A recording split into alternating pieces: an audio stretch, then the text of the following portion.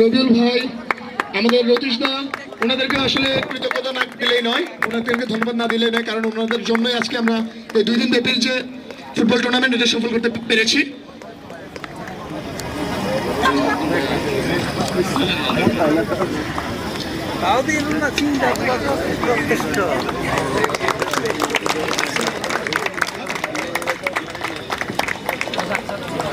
এই মুহূর্তে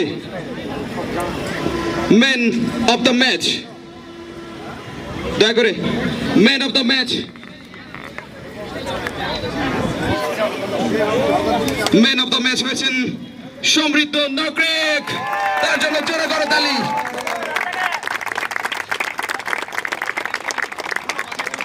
একটু ওয়েট।